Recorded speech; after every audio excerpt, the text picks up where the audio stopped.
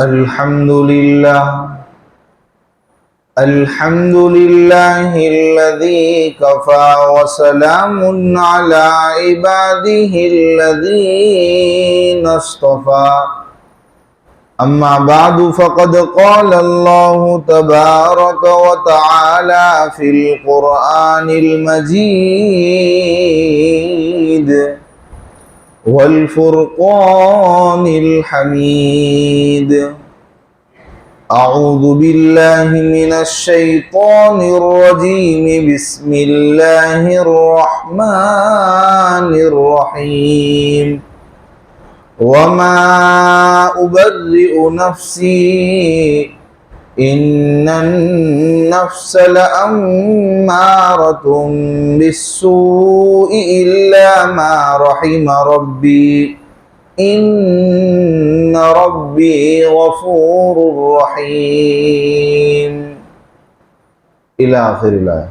صدق الله العظيم۔ بزرگان محترم، میرے نوجوان ساتھیوں، کل آپ حضرات نے سنا تھا کہ کیسے یوسف علیہ السلام کی جیل کی رہائی طے پائی، اور جب قاصد ان کے پاس پہنچتا ہے کہ بادشاہ سلامت آپ کو بلا رہے ہیں، سرکار آپ کو بلا رہے ہیں، تو یوسف علیہ السلام نے فرمایا کہ پہلے وہ معاملہ جو پیش آیا تھا عورتوں والا، اس کی تحقیقات کرو، یعنی میں ہر طرح کے الزام سے بالکل بری اور پاک صاف ہو جاؤں، اس کے بعد میں پسند کرتا ہوں کہ میں جیل میں سے باہر آؤں۔ اس سے پہلے مجھے پسند نہیں ہے کہ میں جیل کے اندر سے باہر آ جاؤں اور کوئی شخص صبح ایسا کچھ رہ جائے۔ تو پھر تحقیقات کروائی گئی تھی، اور زلیخا اور اس کی جو دوسری خواتین تھی وہ سب قصوروار ٹھہری، اور یوسف علیہ السلام بے قصور ٹھہرے۔ تو ایک بات یہاں پہ سوچنے کی ہے کہ یوسف علیہ السلام چاہتے تو جیل سے باہر آنے کے بعد بھی یہ مسئلہ سولو ہو سکتا تھا، تحقیقات ہو سکتی تھی، جیل میں رہ کر پہلے کی تحقیقات کراؤ، اس کے بعد میں جیل سے آؤ، اس کی کیا ضرورت پڑی؟ تو اس کا جواب تفسیر کی کتابوں میں لکھا ہے کہ بھئی باہر آنے کے بعد عورتیں اقرار کر لیتی، جیل میں اقرار کر لیا، یہ تو دونوں سیم ہیں، لیکن جتنا بادشاہ کو اور وزیر کو یقین اس حالت کے اندر جو یوسف علیہ السلام نے اپنائی، جتنا بیٹھتا اتنا دوسری حالت میں نہیں بیٹھتا۔ کیوں؟ اس لیے کہ یوسف علیہ السلام کا رہائی کے وقت یہ مطالبہ کرنا کہ جیل سے اسی وقت باہر آؤں گا جب تک معاملہ پورا سولو ہو جائے گا، یہ جو امر زائد ہے، یہ اس بات کو بیان کرتا ہے کہ یوسف علیہ السلام کہیں سے بھی کسی بھی طرح قصور نہیں ہے، اس کا ان کو پورا یقین ہے کہ اگر معاملے کی جانچ پڑتال ہو بھی گئی دوسری مرتبہ تو میں تو بے قصور ہی نکلنے والا ہوں۔ تو اندر رہ کر معاملے کی جانچ کرانے کے اندر زیادہ اعتماد بیٹھتا ہے سامنے والوں کے دلوں میں، اس اعتبار سے کہ باہر نکل کے یہ سب تحقیقات کی جائے، اس لیے انہوں نے یہ آپشن چنا۔ دوسرا اعتراض کہو یا پہلا اعتراض یہ بھی ہو سکتا ہے، دوسری بات یہ بھی ہو سکتی ہے کہ یوسف علیہ السلام کے اس عمل سے ایسا لگ رہا ہے کہ وہ اپنے بارے میں پاکی کو بیان کرنا چاہتے ہیں کہ میں بہت بڑا پاک باز انسان ہوں، میرے سے تو چوک نہیں ہو سکتی۔ تو یہ اپنے آپ کی پاکی بیان کرنا، اپنے آپ کو متقی کہنا، یہ اچھی بات نہیں ہے، اللہ تعالیٰ کو بھی ناپسند ہے۔ اللہ تعالیٰ نے قرآن میں خود فرمایا فَلَا تُزَكُّوا أَنفُسَكُمْ، اپنے آپ کو پاکیزہ نہ کہو۔ یہاں یوسف علیہ السلام اپنے آپ کو پاکیزہ بتا رہے ہیں کہ میں پاک باز ہوں، تو یہ ایک اعتراض ہوتا ہے۔ اللہ تو فرماتے ہیں اللہ کو تو وہ اللہ جسے پاک باز کہے، پاکیزہ کہے، وہ پاکیزہ ہے، کوئی انسان اپنے آپ کو پاکیزہ نہیں کہہ سکتا۔ تو اس کا جواب یہ ہے کہ یوسف علیہ السلام نے ان کے اوپر جو الزام لگا تھا اس کی برات کے ساتھ ساتھ آگے دیکھو اب یہ وضاحت بھی کر رہے ہیں کہ میں جو اس برائی سے بچا ہوں، جو حالات تھے، جیسے موقع تھا، اس میں جو میں بچا ہوں، اس میں کوئی میرا ذاتی کمال نہیں ہے، میں پاک رہا، بچ گیا، اس میں میرا کوئی ذاتی کمال نہیں ہے، بلکہ یہ تو اللہ کا کمال ہے۔ کیوں؟ فرمایا وَمَا أُبَرِّئُ نَفْسِي، میں اپنے نفس کے بارے میں بے خبر نہیں ہو سکتا ہوں، میں اپنے نفس کے بارے میں دعویٰ نہیں کر سکتا ہوں کہ میرا نفس بہت ہی زیادہ پاکیزہ ہے، میرا نفس برائی نہیں کر سکتا ہے، میں اپنے نفس کے بارے میں کوئی دعویٰ نہیں کر سکتا ہوں، کیونکہ نفس تو ایک ایسی چیز ہے جو ہر انسان کو، کسی بھی انسان کو برائیوں پر اکسانے والی ہے، برائیوں کا حکم کرنے والی ہے۔ ان النفس لامارۃ بالسوء الا ما رحم ربی، ہاں نفس کے چنگل سے، نفس کی مکاریوں سے وہ بچ سکتا ہے جس کے اوپر میرا رب رحم کرے۔ اور یہاں پر میرے رب نے مجھ پر بھی اور سارے انبیاء کے اوپر، اللہ تبارک و تعالیٰ کی یہ رحمت خداوندی ہے، اللہ کی یہ خاص رحمت ہے جو کسی بھی نبی کو برائی کا خیال نہیں آنے دیتی، برائی سے محفوظ کر لیتی۔ تو میرے گناہ سے بچنا اور میرا اس برائی کے قریب نہ جانا، یہ میرے نفس کا کوئی ذاتی کمال نہیں ہے، بلکہ میں تو اپنے نفس کے بارے میں دعویٰ بھی نہیں کر سکتا ہوں، اپنے نفس کے بارے میں بے خبر نہیں رہ سکتا ہوں۔ نفس کا تو کیا ٹھکانہ، وہ تو ہر انسان کے ساتھ لگا ہوا ہے، کون سے انسان کو کہاں پہ جا کے پہنچا دے اس کا کوئی ٹھکانہ نہیں۔ یہ تو میرے رب نے میرے اوپر رحم کیا، اور میرا رب بڑا غفور ہے، بڑا رحیم ہے۔ تو یہ جو اب یہ لگ رہا تھا کہ یوسف علیہ السلام اپنے آپ کو پاکیزہ بتا رہے، پاک باز بتا رہے، وہ تو اچھی بات نہیں ہے۔ تو آگے دیکھو اس کی وضاحت آ گئی کہ بھئی میں کوئی اپنے آپ کو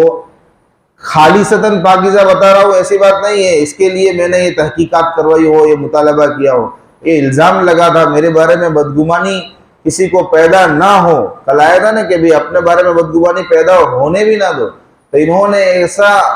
ایسی حالت اور ایسا معاملہ انہوں نے کروایا، ایسی تحقیق کروائی کہ بالکل ان کے بارے میں کوئی شک شبہ نہ رہ جائے۔ لیکن اس کے آڑ میں اب ان کی پاکی بیان ہو رہی ہے ساتھ میں، تو اس میں یوسف علیہ السلام کا تو کوئی ذاتی دخل ہے نہیں، بلکہ وہ تو آگے یہ فرما رہے ہیں کہ میں اپنے نفس کے بارے میں کوئی ایسا پکا نہیں کہہ سکتا ہوں، دعویٰ نہیں کر سکتا ہوں کہ میرا نفس پاکیزہ ہے، بلکہ نفس کا معاملہ تو ایسا ہے نا کہ نفس کو تم کھلاؤ، اچھے سے اچھا کھلاؤ۔ حدیث پاک کے الفاظ ہے جس کا خلاصہ پیش کرو کہ نفس کو تو تم کھلاؤ نا، تو یہ ایسا ساتھی ہے کہ اس کو اچھا لگتا ہے، اس کو کھلا کے تگڑا کرو، اس کو اچھا پلاؤ، اچھے کپڑے پہنے، تو نفس کو اچھا لگتا ہے۔ لیکن یہ ایسا ساتھی ہے کہ اس کے ساتھ تم جتنا اچھا کرو گے، اس کو جتنا خوش کرو گے، وہ تمہارا برا چاہے گا،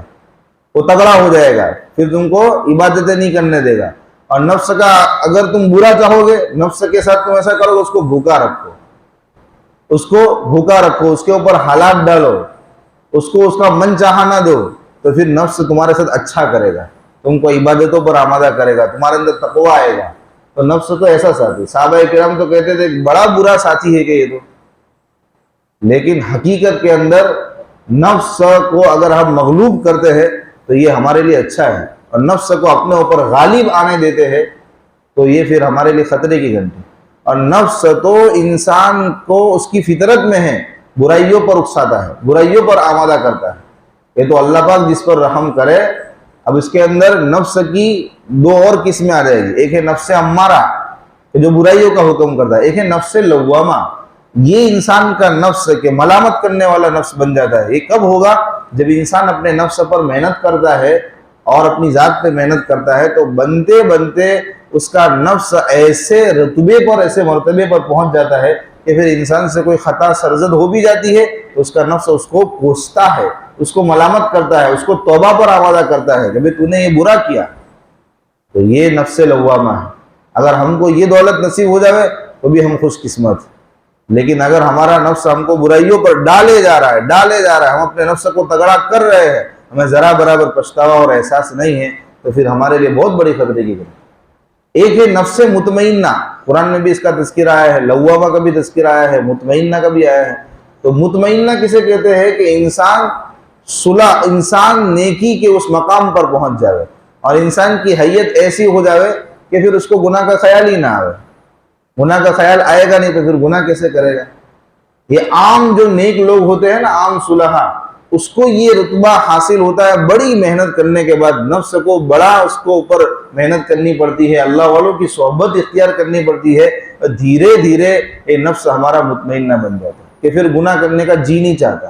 گناہ کا خیال بھی نہیں آتا. لیکن یاد رکھیے، عام صلحاء کا جو نفس مطمئنہ ہوتا ہے وہ کیسا ہوتا ہے؟ دائمی نہیں ہوتا ہے کہ وہ کیفیت اس کی ہمیشہ ہمیشہ رہے گی، کبھی کبھی زائل بھی ہو جائے گی اور یہ محنت کے بعد آئے گا. لیکن جو انبیاء کا نفس مطمئنہ ہوتا ہے اس میں ان کو محنت بھی نہیں کرنی پڑتی، بغیر محنت کے اللہ پاک ان کو ایسا نفس عطا فرماتا ہے کہ ان کو گناہ کا جی نہیں ہوتا، گناہ کا خیال نہیں آتا. ایسا نہیں ہے کہ انبیاء کے اندر گناہ کا مادہ ہی نہیں ہے، وہ بھی ہمارے طرح انسان ہیں، ان کے اندر بھی نفس ہے، لیکن اللہ پاک ان کو گناہوں سے بچا لیتے ہیں، اللہ پاک ان کو حفاظت میں رکھتے ہیں، اپنی حفاظت میں رکھتے ہیں. تو ان کو محنت کے بغیر ایسا نفس حاصل ہو جاتا ہے اور ان کا دائمی رہتا ہے. ایسا نہیں ہے کہ کبھی کبھی ایسے حالات آ گئے تو اب وہ نفس مطمئنہ نفس امارہ بن جائے گا. ان کا نفس مطمئنہ ہمیشہ ہمیشہ ہے اور پرماننٹ ہے. اور اگر ہم محنت کر کر کے اپنے نفس کو ایسا بنا بھی دے تو اس کے بارے میں ہم حتمی طور پہ نہیں کہہ سکتے کہ اب یہ بزرگ، اب یہ اللہ والے راہ حق سے بھٹک نہیں سکتے، اب یہ ان سے گناہ نہیں ہو سکتا. کبھی سچویشن ایسی آ جائے گی کہ وہ کیفیت وہ سے محروم ہو جائے گا. اللہ تبارک و تعالیٰ نے فرمایا، میں اپنے نفس کے بارے میں دعویٰ نہیں کر سکتا، یقیناً نفس تو برائیوں پر اکسانے والا ہے، برائیوں کا خوب حکم دینے والا ہے، مگر جس پر میرا رب رحم کرے. یقیناً میرا رب غفور ہے، رحیم ہے، بڑی مغفرت کرنے والا ہے، بڑا رحم کرنے والا ہے. یعنی انسان اپنے نفس پر رحم کرے، اپنے نفس پر کنٹرول کرے، محنت کرے تو پھر اللہ بھی رحم کرتے ہیں اور اس کے نفس کو لوامہ بنا دے. اور انسان مزید محنت کرے تو اللہ پاک رحیم ہو جاتے ہیں، اس کے نفس کو مطمئنہ بنا دیتے ہیں، اپنی رحمت سے پھر اس کو گناہ کا جی نہیں لگنے دیتے، گناہ کا خیال نہیں آنے دیتے. آگے اللہ تبارک و تعالیٰ نے فرمایا، وَقَالَ الْمَلِكُ ائْتُونِي بِهِ أَسْتَخْلِصُهُ لِنَفْسِي. بادشاہ نے جب یہ پورا واقعہ سنا، پورا ماجرا سنا، جیل میں قاصد کو بھیجا، اس نے یہ جواب دیا، پھر تحقیقات کرائی اور کیوں کرائی، یہ سارا ماجرا سنا تو بادشاہ کو اب اشتیاق ہوا کہ اب تو اس پرسن سے، اس شخصیت سے ملنا ہی ہے. بلا کے لاؤ بھئی حضرت یوسف علیہ السلام کو. وقال الملک ائتونی بہ، اس کو میرے پاس لے کر آؤ. کیوں لے کر آؤ؟ استخلصہ لنفسی. وہ یوسف علیہ السلام کی کردار اور اخلاق سے ایسے متاثر ہوئے کہ فرما رہے کہ مجھے اس کو اپنا مصیر خاص بنانا ہے، میں ان سے مشورہ کروں گا، مجھے اس کو اپنے سے اپنا ایک خاص آدمی بنانا ہے. تو اس کو میرے پاس بلا کے لاؤ. استخلصہ لنفسی. اب جب آتا ہے تفسیر کی کتابوں میں کہ یوسف علیہ السلام کو قاصد بلانے کے لیے گیا ہے کہ بادشاہ سلامت آپ کو یاد کر رہے ہیں، تو یوسف علیہ السلام نے غسل بھی کیا ہے، جو قیدی تھی رہا ہونے کے وقت ان کو دعائیں بھی دی اور غسل کر کے اچھے کپڑے پہنے ہیں اور اللہ کو سامنے رکھتے ہوئے کہ بھئی میری دنیا کے بارے میں دعا کا خلاصہ ہے کہ اللہ تعالیٰ کافی ہے اور لوگوں کے لیے بھی اللہ تعالیٰ کافی ہے. اللہ کی تعریف کی، خیر آخرت کے استحضار کے ساتھ اور اللہ کی حاضری کے ساتھ وہ جیل سے رہا ہوئے. بادشاہ کے پاس پہنچے تو وہاں بھی جا کر عربی زبان میں سلام کیا، السلام علیکم ورحمۃ اللہ، عربی زبان میں سلام کیا اور عبرانی زبان میں دعائیں دی. اور اتفاق سے بادشاہ جو تھا ساری زبانیں جانتا تھا، بہت ساری زبانوں پر اس کو عبور تھا، عربی پر نہیں تھا، عبرانی پر نہیں تھا. بادشاہ نے پھر اپنی اپنی زبان کے اندر جو اس کو آتی تھی اس میں سوالات کیے، باتیں ہوئی، بات چیت ہوئی. یوسف علیہ السلام نے سب زبانوں میں جواب دیا. یہ تفسیر کی کتابوں میں لکھا ہے، معارف القرآن کے اندر. تو فلما کلمہ، یوسف علیہ السلام سے بادشاہ نے جو بات چیت کی اور ان کی جو بات چیت رہی تو اس بات چیت نے یوسف علیہ السلام کا فضل اور کمال اور زیادہ بادشاہ کے دل میں بٹھا دیا. بادشاہ اور زیادہ معتقد ہو گیا، گرویدہ ہو گیا، بھئی یہ تو بہت عجیب انسان ہے. فلما کلمہ قال انک اليوم لدینا مکین امین. جب بادشاہ نے ان سے بات چیت کی تو کہا کہ بھئی آج سے تو آپ ہمارے معتمد ہو، ہمارے نزدیک ایک معتمد اور ایک امانت دار بن کے انسان ابھرے ہو، آپ ہمارے نزدیک آج سے معتمد اور امانت دار. بادشاہ کو اتنا ان کے اوپر بلیو ہو گیا، اتنا بھروسہ ہو گیا اور اتنی ان کی سیرت سے متاثر ہوا کہ ان کو اپنا قریبی پرسن، اپنا مشیر خاص بنانے کے لیے اب وہ تیار ہے، اور ان کی باتیں سن کر، ان کے اخلاق، ان کے اطوار کو دیکھ کے ان کو اپنا بالکل معتمد بنانے کے لیے تیار ہے اور امین بنانے کے لیے تیار ہے۔ اس کے بعد باتوں باتوں میں وہ تعبیر والی بات بھی نکلی ہوگی کہ یار آپ نے جو تعبیر بتائی ہے ماشاءاللہ بہت زبردست تعبیر ہے، لیکن جو حالات آنے والے ہیں قوم پر اور پورے یہاں کے مصر کے اوپر 7 سال قحط کے دشکال کے آنے والے ہیں، تو اس کے لیے ہم کیا نظام بنائیں گے، ایسے کون سی ترتیب بنائیں گے کہ ہم اس سے محفوظ رکھ سکیں، اس آفت سے، اس بلا سے، کوئی آپ رائے دو، مشورہ دو۔ تو یوسف علیہ السلام مشورہ دے رہے، قال اجعلنی علی خزائن الارض، یوسف علیہ السلام نے فرمایا اے بادشاہ مجھے زمین کے خزانوں پر مالک بنا دیجئے، یعنی جتنی بھی سرزمین مصر کی جو دولت ہے اور دولت کے خزانے ہیں اس کے اوپر مجھے نگہبان بنا دیجئے، میرا اس کے اوپر اختیار چلے، ایسا مجھے اختیار دے دیجئے، یعنی مجھے وزیر خزانہ بنا دیجئے۔ اور مجھے وزیر خزانہ کیوں بنائیے؟ یہاں سے کسی کو شبہ نہیں ہونا چاہیے کہ بھئی یہ تو یوسف علیہ السلام سامنے سے عہدہ مانگ رہے ہیں۔ عہدہ طلبی اچھی بات نہیں ہے، لیکن عہدہ طلبی ایسے شخص کے لیے کہ جب وہ دیکھے کہ میرے علاوہ دوسرا کوئی انسان ایسا نہیں ہے کہ جو اس ذمہ داری کو اچھی طرح نبھا سکتا ہے اور میں اس کو اچھی طرح سے نبھا سکتا ہوں، میرے اندر کوئی نیت میں خرابی نہیں ہے، فتور نہیں ہے، نہ مجھے جاہ کی پرواہ ہے نہ مجھے مال کی پرواہ ہے۔ یوسف علیہ السلام تو نبی تھے، کبھی جاہ کے لیے کبھی مال کے لیے انہوں نے یہ درخواست نہیں کی ہوگی، بلکہ بالکل نہیں کی۔ یوسف علیہ السلام نے جو کہ ان کا تو بہت بڑا اونچا مقصد تھا، بہت بڑا، وہ تو اللہ کے حکم کے تحت انہوں نے اچھا ظاہر کی، تو انہوں نے جو عہدہ مانگا ہے وہ عہدہ اس لیے مانگا ہے کہ ان کے اندر وہ صلاحیت تھی، جیسے کہ وہ آگے بیان فرما رہے انی حفیظ علیم، یقیناً میں وزیر خزانہ کے دو خاص صلاحیتیں کیا ہونی چاہیے کہ جس کی بنیاد پر اس کو وزیر خزانہ بنا دیا جائے، وہ سارے جو اموال ہیں نا سرکار کے اس کی وہ حفاظت کرنے والا، تو کہ بھائی اس کے بارے میں آپ بھی فکر رہو، میں حفاظت کرنے کی میرے اندر قابلیت، میں سارے اموال کی حفاظت کروں گا، اور علیم کہاں مال خرچ کرنا ہے، کیسی آمد ہوگی، کتنی آمد ہوگی، کہاں کتنا خرچ کرنا، اس کے بارے میں مجھے خوب نالج ہے، میں بہت واقف ہوں۔ تو یہ دو صفتیں چاہیے کسی بھی وزیر خزانہ کے لیے، اور یوسف علیہ السلام کے اندر ان کو معلوم تھا کہ میرے اندر یہ بدرجہ عتم موجود ہے، میں یہ ذمہ داری نبھا سکتا ہوں، تو انہوں نے یہ درخواست کی کہ آپ مجھے وزیر خزانہ، وزیر مالیات بنا دیجئے۔ اور انہوں نے یہ بھی دیکھا ہوگا اگر میں نہیں بنتا ہوں تو بادشاہ کافر ہے، اس کے سارے جو قریبی ہے وہ سب غیر کافر ہیں، ایمان والے نہیں ہیں، تو آگے جو یہ حالات آنے والے ہیں ان میں ان کا قوم کے ساتھ، امت کے ساتھ اور رعایا کے ساتھ کیا رویہ رہے گا، اس لیے کہ وہ خود صاحب ایمان نہیں ہے تو ان سے کیا امید کی جا سکتی ہے، وہ اپنی تجوریاں بھریں گے کہ لوگوں کے بارے میں ان کے لیے ہمدردی ہوگی نہیں ہوگی۔ اس لیے یوسف علیہ السلام کا ہی اچھا آپشن تھا اللہ کی مشیت کے تحت، اس لیے انہوں نے کہا کہ مجھے بنائیے۔ اب ان کو فوراً بنایا گیا۔ معرف القرآن میں تو یہ لکھا ہے کہ بادشاہ کو دل میں تو ان کو ایسا ہو گیا تھا کہ بنانا ہے، لیکن پھر بھی 1 سال کا آرام کروایا، انتظار کروایا، 1 سال تو مہمان کی طرح ان کو رکھا، مہمان کی طرح رکھا، اور 1 سال تک تجربہ کرے بھئی اتنا بڑا منصب کسی کو دینا ہے تو پھر فوری طور پر نہیں دے دینا چاہیے، اور بعض کتابوں میں شاید لکھا ہے کہ دے بھی دیا فوراً، بلکہ خالی ایسا نہیں کہ وزیر خزانہ بنایا، بادشاہ نے یوسف علیہ السلام کو مکمل اختیارات دے دیے، یعنی بس بادشاہ خالی نام کا بادشاہ تھا، باقی سارا ہینڈلنگ کون کرتا تھا، سارے اختیارات یوسف علیہ السلام کے قبضے میں آ گئے، ساری چیزیں ان کے قبضے میں آ گئے، یعنی وہ حقیقت میں بادشاہ یوسف علیہ السلام ہی بن گئے۔ یہی وجہ ہے کہ آگے یوسف علیہ السلام کو عزیز کے لقب سے بھی پکارا گیا ہے۔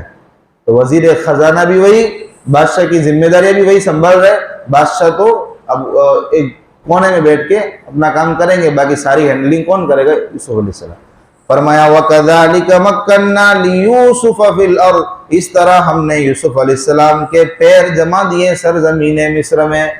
کیسے یوسف علیہ السلام کو با اختیار اللہ نے بنا دیا، سارے اختیارات ان کے کنٹرول میں آ گئے۔ یہ سب چیزیں اللہ کی مشیت کے تحت ہوئی ہیں، اللہ نے کروائی ہیں۔ اور آگے فرمایا يَتَبَوَّأُ مِنْهَا حَيْثُ يَشَاءُ، اب یوسف علیہ السلام کو جہاں چاہے وہاں رہے، ہو جہاں چاہے وہاں رہے، اب ایسا نہیں ہے کہ کوئی کوٹھڑی کوئی بنگلہ ان کا ہے، بلکہ پورے مصر کی چپے چپے پہ ان کی حکومت ہے، ان کا اختیار ہے، وہ ان کا دل جہاں چاہے وہاں رہے،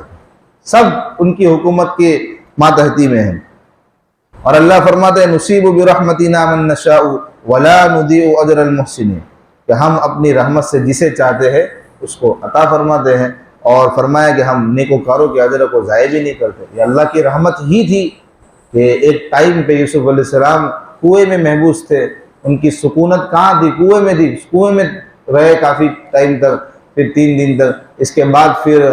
ایک وزیر کے گھر پہ غلام بن کے آئے، وہاں ان کو شان و شوکت کے ساتھ ان کو پالا بڑھا گیا، پھر دیکھو جیل خانے کے اندر بھی ان کو محبوس رہنا پڑا، پھر اس کے بعد آج وہ مقام پر ہے کہ وہ سارے اختیارات ان کے پاس ہیں۔ تو یہ تو اللہ کی رحمت ہے، جس کے ساتھ شامل حال ہو جائے اس کو اللہ پاک کہاں سے کہاں پہنچا دے، یہ تو اللہ ہی بہتر جانتے ہیں کہ اللہ پاک کس کو کہاں کون سا مقام اور کون سا رتبہ کب دینا چاہتے ہیں۔ اور اللہ پاک کا یہ معاملہ خالی یوسف علیہ السلام کے ساتھ خاص نہیں ہے، کوئی یوں سمجھے کہ بھئی یوسف علیہ السلام کے ساتھ خاص ہے، نہیں، جو بھی نیکوکار ہو، جس کے اندر نیکی کرنے کا گر ہو، نیکوکار ہو، اللہ پاک اس کو ضائع نہیں کرتے، اس کو جو چاہیے، اس کو جو صلاحیت چاہیے اللہ پاک اس کو عطا فرماتے ہیں، لیکن شرط یہ ہے کہ وہ نیکوکار ہو۔ پھر آگے اللہ نے فرمایا کہ یہ تو یوسف علیہ السلام کو دنیا میں بدلہ دیا گیا ہے، آخرت میں کیا ملے گا، اور آخرت کے بدلے کی حقیقت کیا ہے کہ بہتر ہے دنیا کے درجے سے۔ دنیا میں تو کیا ہے، سب عارضی چیزیں ہیں، فنا ہو جائے گی، لیکن آخرت میں جو اجر ملے گا وہ تو بے تحاشا ہے، کبھی ختم نہ ہونے والا ہے۔ وَلَأَجْرُ الْآخِرَةِ خَيْرٌ لِّلَّذِينَ آمَنُوا وَكَانُوا يَتَّقُونَ، اور یہ ایمان والوں کے لیے آخرت کا اجر، دنیا کے اجر، اور جن کے دل میں تقوی ہے ان کے لیے آخرت کا اجر تو بدر جہاں بہتر۔ اس سے ہمیں یہ سمجھ میں آیا کہ ہمارے سامنے ہر وقت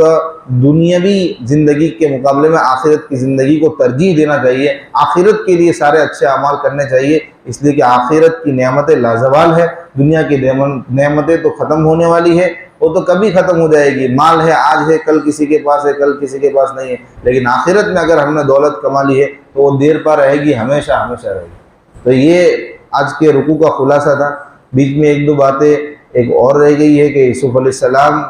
نے زلیخا سے، تفسیر کی کتابوں میں لکھا ہے کہ زلیخا کا جو شوہر تھا اس کا جب انتقال ہو گیا ہے تو بادشاہ نے نکاح یوسف علیہ السلام سے ان سے کروا دیا، 2 بیٹی بھی ان سے ہوئے تھے، اور اللہ تبارک و تعالیٰ نے یوسف علیہ السلام کا زلیخا سے جو بعد میں نکاح ہوا ہے محبت بھی اتنی دے دی، یعنی اس سے پتہ چلتا ہے کہ جائز طریقے سے کوئی کام کرو نا تو اس کے اندر اللہ خوب محبت ہے، خوب محبتیں بڑھ گئی۔ وہ تو عشق والی محبت تھی، تو اس میں تو کوئی ایک طرف کی محبت تھی، مکاری والی، اپنے من کو راضی کرنے والی محبت، باقی حقیقی محبت اس کو نہیں کہتے۔ جائز طریقے پر نکاح کر کے دیکھو، پھر دیکھو اللہ کیسی محبتیں عطا فرماتے۔